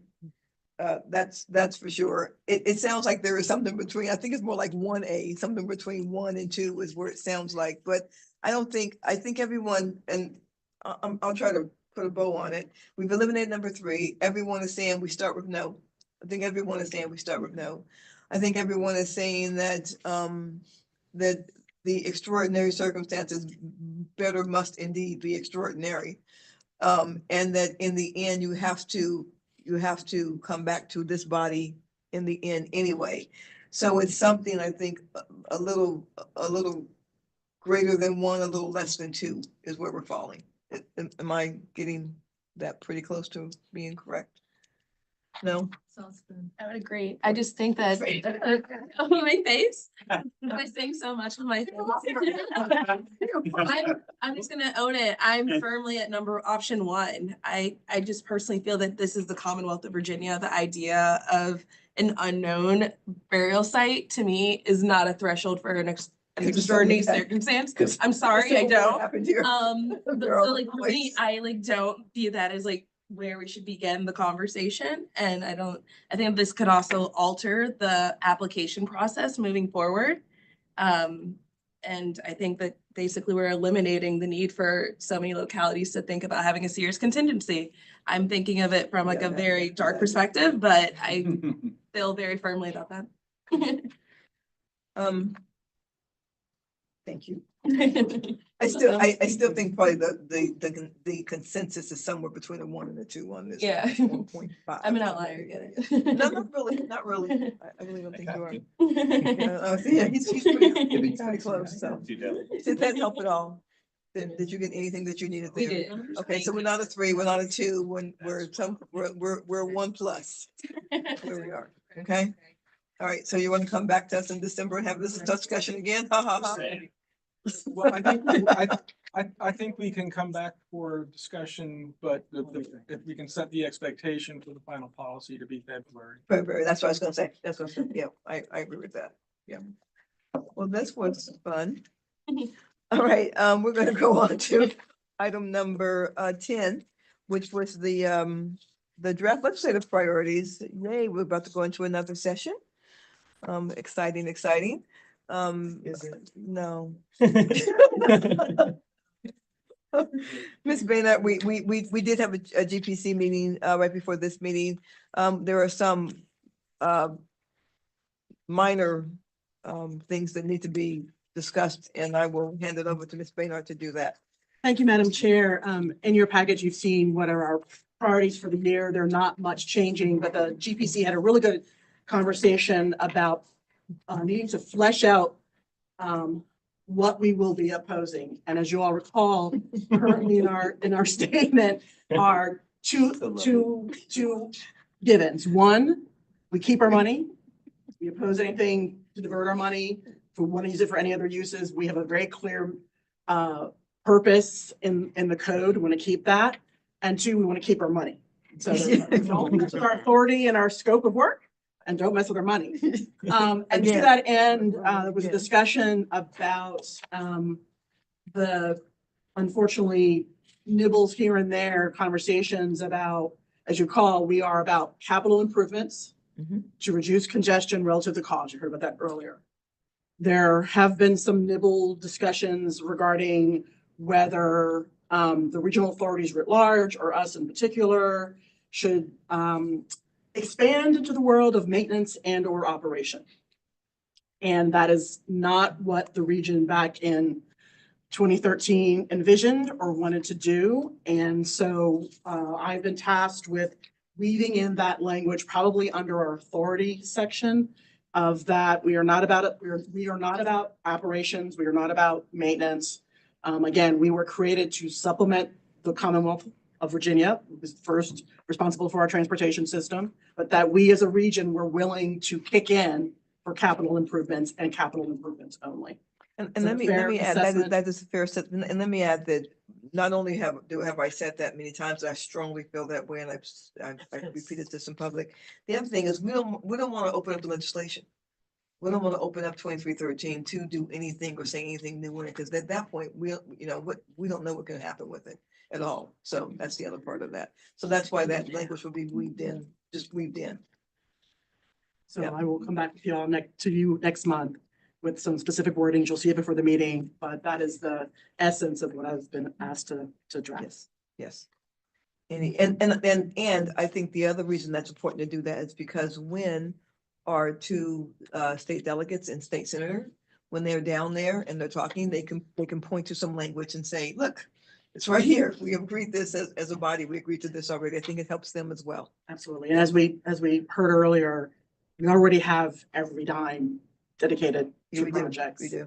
And any deviation means that something. That something falls off, that something falls off. Yeah. I did notice nothing allowed that falls off, so I'm just gonna take it. Good. You and I are good over here. It's very important. Very important. But otherwise, yeah, other things can fall off. So, all right, any questions for me or for Ms. Baynard? I got one quick. Yes. Given what we just, some of us were just at the VACO, and no disrespect to the cities, but they would have said the same thing at VML. Given the strength of the overall budget, and I'm not, there's Medicaid, there's lots of things that are coming in, and there's schools. Does it change, or would it change over the coming month, our strength of argument or our style of argument with respect to restoring annual funding? We're, as I understand it, we're in the strongest fiscal position that we've been in Sure. 40 years. And just, I'm not saying I know what that change would be. I haven't been an advocate in Richmond, but I just feel as though trying something slightly different, given the fiscal place that we're in at the moment, could be useful, and you would know better. So I actually would say this, I mean, those of you who've been here for a few years now know, we are not actively seeking a specific tool to restore the 38.5 million from the 2018 diversion. But we continue to remind people Absolutely. that we have not been made whole. So there goes that. I should have said upfront, though, collectively, I know you all talked about it in your individual legislative agendas, Northern Virginia Transportation Commission absolutely have. We are going to be paying a lot of attention to make sure that the FY 2026 gap funding for WMATA stays where it is in the budget. I should have said that upfront. So that is probably the most proactive thing, and that's really more playing defense. I don't think we're going to have to. I think we're going to be fine, but that is so. Yes, we talk about being made whole because we have not been made whole, but we are not proposing anything to make us whole this session. If that makes sense. Thanks. Well, we're not proposing. We're always saying, we're always saying we know you owe us money. Yeah. And we're just not gonna come to your house and get it, Yeah. but we know you owe it to us still. Yeah. Right. Like that. We have taken advantage of opportunities when they Yeah, have that's yeah. landed in our lap But if we can. Yeah, So yeah. we will always, But we will it's always do still that. there. Yeah, okay. Any questions? Other questions? All right, we're gonna go on to number 11, the website modernization and brand refresh.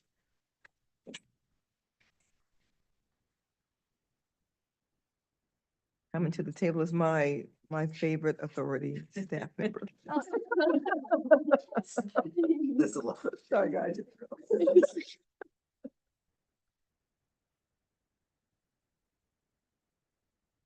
She brought her own name plate. She brought her own name plate. We are ready when you are. I like that.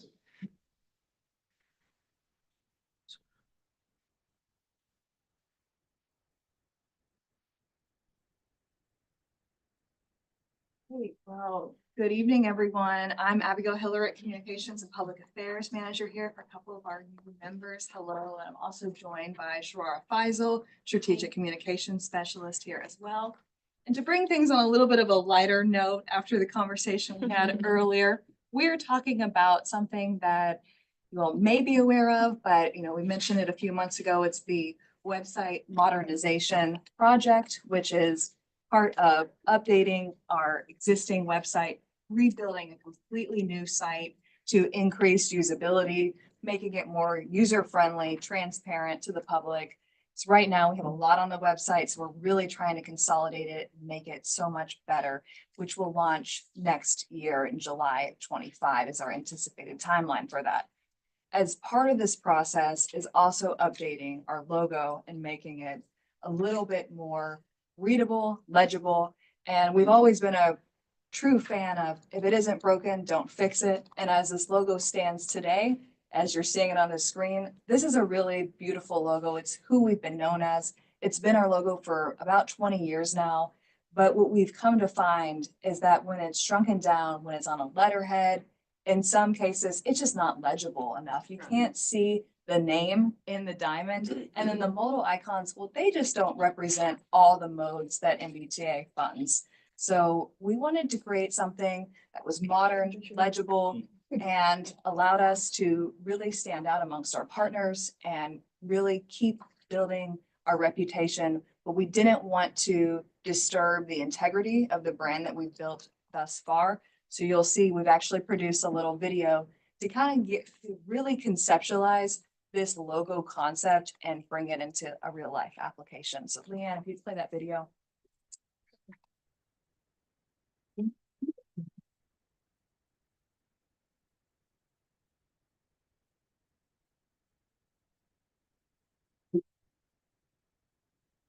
That thing is transforming. Yes. Oh, perfect.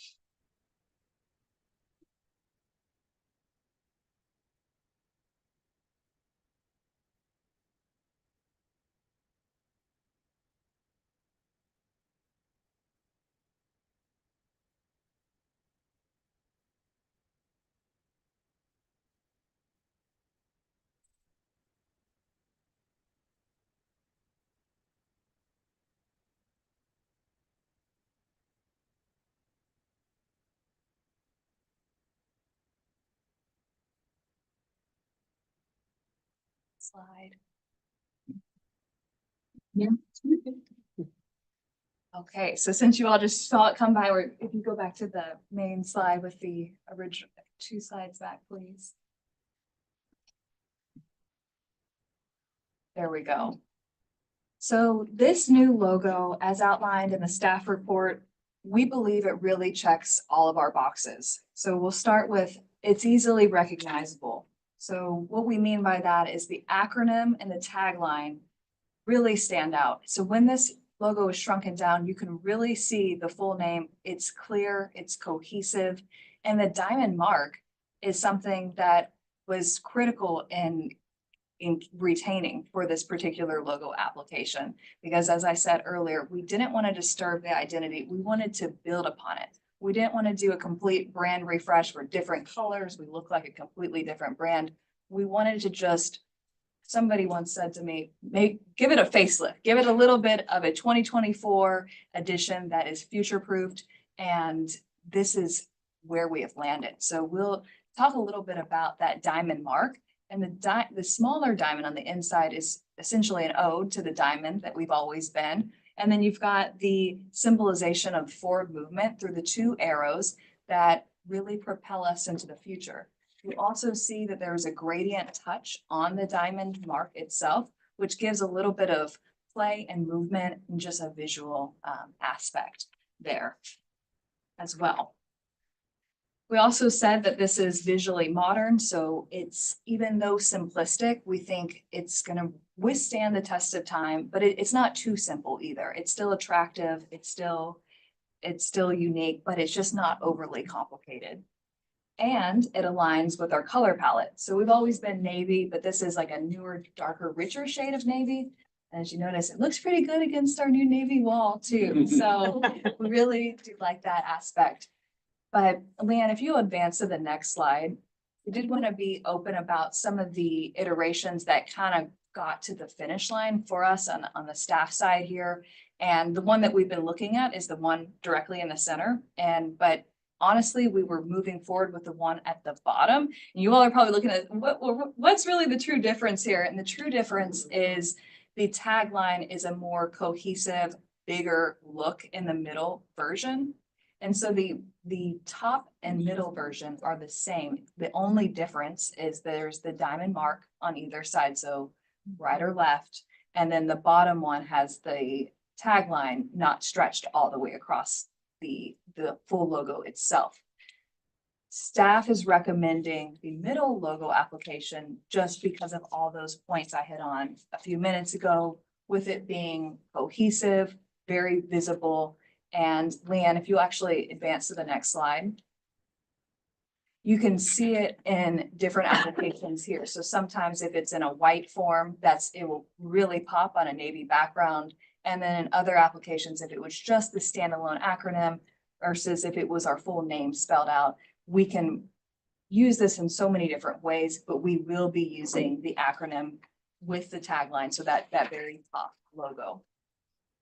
And Leanne, if you'll actually jump to the next slide, we'll probably saw this come by really quickly in the video. So this is kind of like a sneak peek of what a big header image could look like when you get to our website homepage. And it also goes back to the language we're working on consolidating, just by saying we're moving the region forward, being more clear about the work MVTA is doing, which sounds obvious, but we're really trying to streamline that language. But this would be a demonstration of the logo as displayed on the website and what it could look like. So at this point, now that you all have seen a bunch of different applications, I just wanted to see if you all had any questions for us or what, get your thoughts. Okay, so I'm gonna start. First of all, I so appreciate all the work you've done and that everyone has done. I think I have two concerns. One, MBTA is often and incorrectly charged, people believe that we only fund transportation, we only fund roads. I think what I'm looking at right now speaks to building roads. It looks like it's just nothing on that would make you believe that we put money in transit, that we put money in pedestrian, that we put money, because that looks like a road and it actually says we're building it. I also, what I do like about our previous logo, and if we can incorporate the words or some way in any way, is just the notion that we don't just put money in building roads, that we actually put money in transit, that we put money, that we're multimodal. And I'm not seeing, and I get concerned about that because we get incorrectly charged with not being multimodal, when in fact, I don't even know the numbers. It's like 1 point-something billion on the metro alone. And so I don't see anything on here that speaks to us being anything but an organization that's building road lanes. And we do more than that. And I feel bad saying that because I can see how much work you put in it. And I just think you guys are wonderful, but I do want to get that part over, that we do more than just build road lanes. Most definitely. And thanks, Madam Chair, for that. I think you look really closely, and this is just one example of an application of what it could look like on our website. We're going to really use a lot of photography to really show all the multimodality of our projects. And Sharara has actually taken some fabulous photos of all kinds of different, new bus facilities, metro. We have all that stuff that's going to be coming together to paint the full story. This was just an example, just to give it just to kind of show, but what we did like about it, we actually like the multimodal elements that are displayed. So you have rail, bus, there's a sidewalk and bike lane. Yes, thank you. So it's a little, it is a little bit, it's a design thing. So that's but anybody else? I've just got one comment. When I see something like that and the Northern Virginia Transportation Authority uses all caps, I don't find it appealing, but that's just me personally. I would prefer upper and lower case. I just like to use all caps in all my emails. But I guess and that's a detail point. I guess to your point, Madam Chair, I feel like I'm way not qualified. The logo itself looks fine. I want to know I want to use the phrase diamond accent or whatever that was in my own life somehow, but I guess I would say that looks fine, and I guess the pictures might be able to address Yeah. I your think it point, is. you know? Yeah, I do. I think that was a great answer, in fact, yeah. It's such a dark blue that you can't really tell it's blue. Yes, It's like super navy, you know? And so there has been significant color play to get this to a navy that was dark enough that when it was really small scale, it would really still pop out, but we still have wiggle room to kind of make it a little bit lighter. And I think that is definitely a possibility here. We've been through a couple iterations of, we wanted it to be a dark navy, but in some cases, we did have a concern that it could read almost black. So we still have some wiggle room I to. think it looks navy. Okay. Yeah, navy's a dark blue. It's a very dark blue. I think it looks very navy. And also navy goes over gold, goes over silver, goes over white, goes over red. I'm just saying. You can dress that up a lot. It's just neither. Yeah, since I was here and voted for the diamond. You're really testing whether I can flex with the time, but yeah, this is actually, the more you show it, the better it gets. But I think we need to illustrate the multimodalism. I somehow just looking at that doesn't really illustrate very well what we really are and the multimodalism. And I think that point was made by others. The diamond did do that, but the diamond frankly is looking dated by now. So I think that's your major point. Plus, it doesn't do very well in smaller That's a good point. sizes. Yeah, that's true.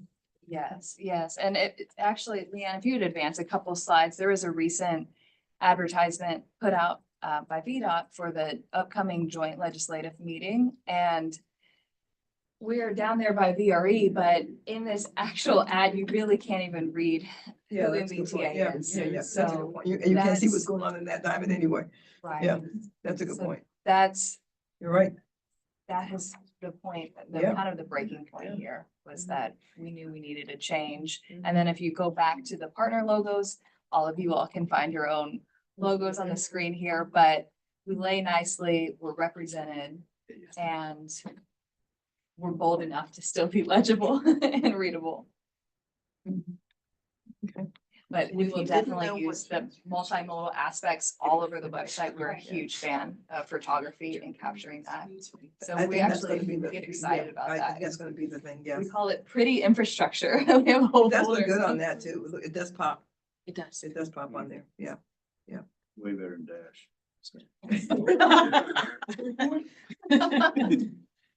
Okay. Thank you guys very much. We appreciate it. When you're number one, everyone's. Okay. I know, when you're free. Yeah. Free. All right, thank you. We're gonna go on to the Not sure I'm gonna make. Joint Commission, Transportation Accountability.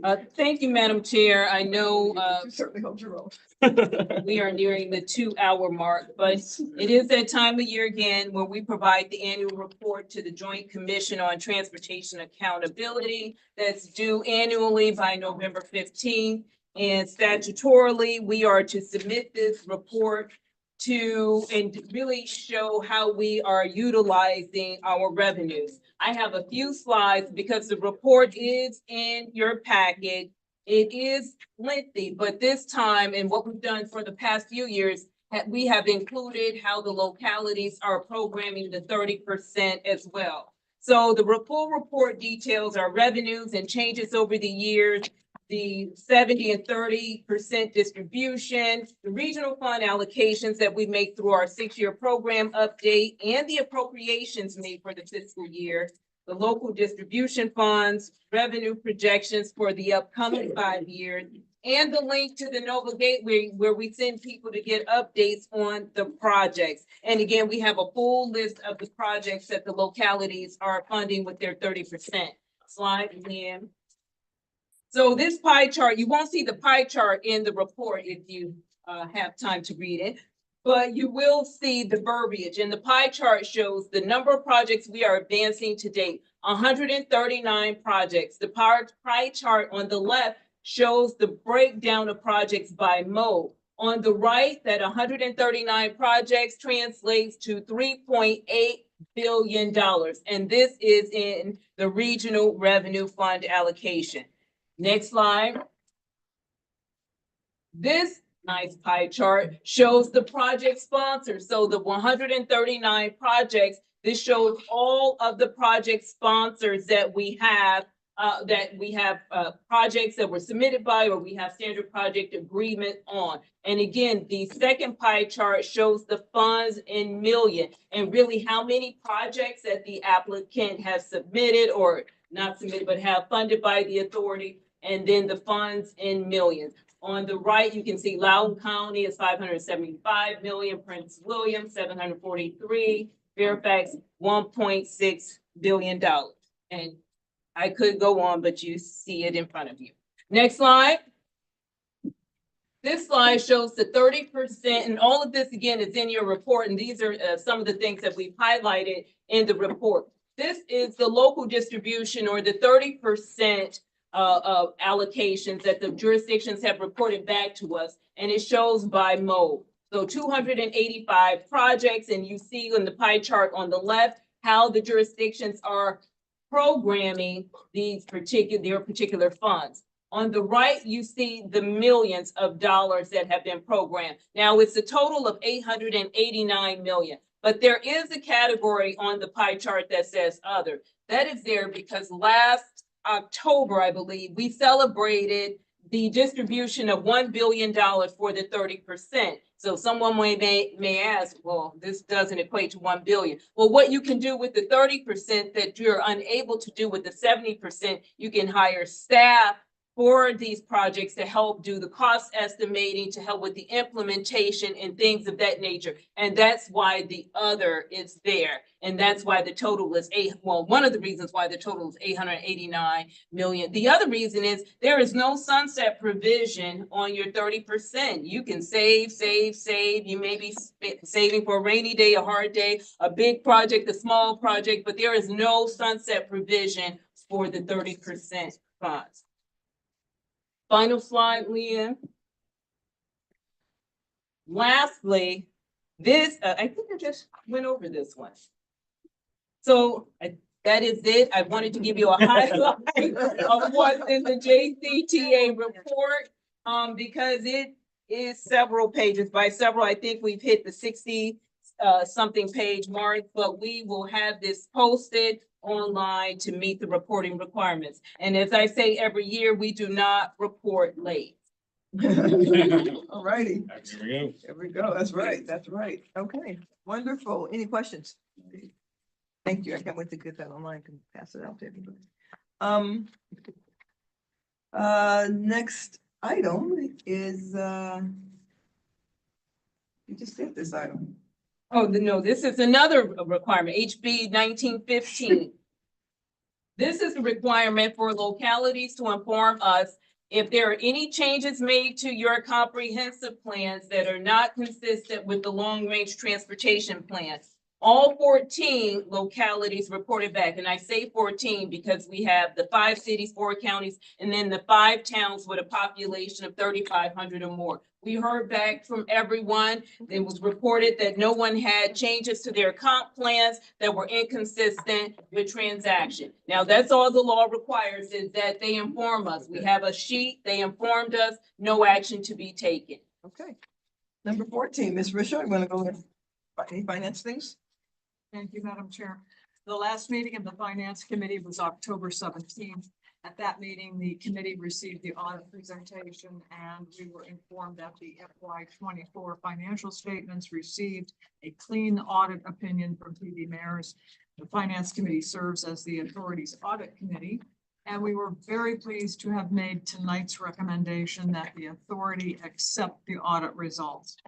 Also, at our October meeting, the committee started the FY26 budget preparations with a review of the processes for the operating regional revenue and local distribution budgets and underlying assumptions. The committee's budget work will continue through the upcoming months. Mr. Longi, do you have anything to add? I would just note for the 3 regular monthly reports, the portfolio performance is doing well to its benchmarks. Revenue is off less than 1%. However, while we are in the 5th month of the fiscal year, the revenue accruals were only 2 months into the revenue cycle. So I'm not worried about that variation at this point. And the operating budget, we're 25% through the fiscal year, and we've used 19% of the operating budget, so we're in good shape there. Okay. Oh, and that, if I may, Chair Randall, I would like to point out that every year I'm up here, typically with Mr. Garber, and we present a clean audit. I want to emphasize how little I am actually involved in that, and recognize Peggy Teal, our deputy CFO, who is really the engine behind making sure for every year we have gotten a clean audit, and we have not even gotten any management comments. Peggy, will you stand up, please? Instead of all of us. Good way to get that queen. Very good. Okay, thank you. I'm assuming the 15 and 16 are in our They packets are. to read, if you'd like to read it, yes? And then for the draft meeting schedule, which is item number 17, I would only say that under August, no meeting unless special circumstances. You better take off, just say no meeting. It's August, just no meeting. There will be no special circumstances. It's August. We are not going to have a meeting. Does anyone have any questions about the meeting schedule? It looks like, our next meeting is the 12th, correct? Yes, and we will, because of our bylaws, and you will see the first review for changes at your December authority meeting. We actually cannot adopt our meeting schedule until our annual organizational meeting, which is in January. Right. But this is why we wanted to know. Right. But our next meeting is Mr. Wilson's last meeting. RT. And Mayor, I'm so excited. We have to remember that. well, and Mayor Olem and Mayor Rischel as well. And So Mayor Olem and Mayor, Mayor Olem, I understand that because you're town. But Mayor Rischel, who will have to celebrate big because she was here, you're one of the last 2 people here when the deep magic was made, correct? Beginning. From the beginning. Mr. Snyder is the longest serving, and I'm the second. You're the second longest serving. It Wow. has been such a joy. And we're gonna figure out how to celebrate that next month. It's an honor. We are. We're gonna celebrate you, and we're gonna thank Miss Olem, and we're gonna say bye to Jeff.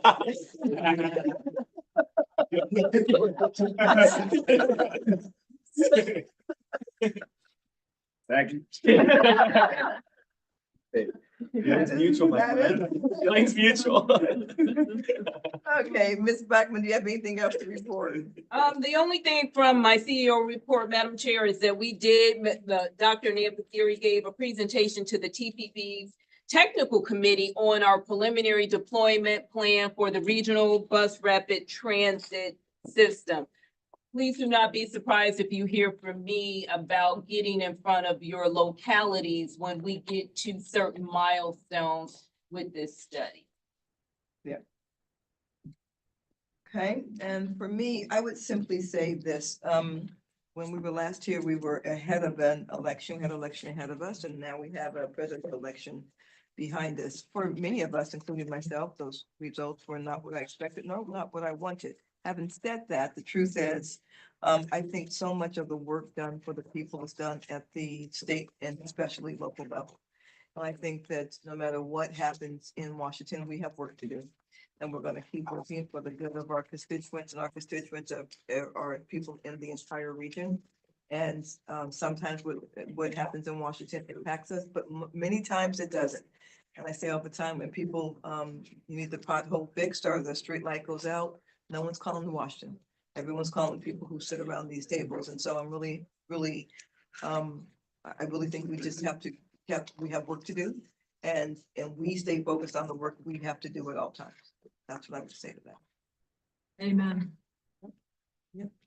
Yes. I just wanted to note and pass on our best wishes and support to Congressman Jerry Connolly, who is truly one of the regional leaders, and the reason why this authority is here, one of the major reasons, although it gave lopsided authority to Fairfax County, but in any event, but more seriously, just express our total support and best wishes to Jerry, and He's dealing with, recognize that, you know, kind of cancer. yeah. And recognize just yet again and just the incredible amount of work he has done and is doing for the region. Thank you. I agree with that completely. I think that is all. Was anything else for the good of the body? Madam Chair, super quick, I just want to thank Abigail and Mayor Reed for reminding me I'm hosting a meeting, and you're all invited. It's the Monday after Thanksgiving, so please remember December 2nd. What, It is our why? joint, it's a joint meeting, with VDOT, Oh, it's a DRPC, meeting, okay. NVTA, NVTC, VRE, and TPP. Will the Please- secretary be coming up? I am not certain, but I will. I enjoyed talking with him. Thank you for, and you can send that out to us perhaps? Yes, we will send out a reminder to everyone. That'd be great. December 2nd, 6:30 at VDOT. It'd be that the airport. And we are required to participate, though we will. It's a good way to get us there.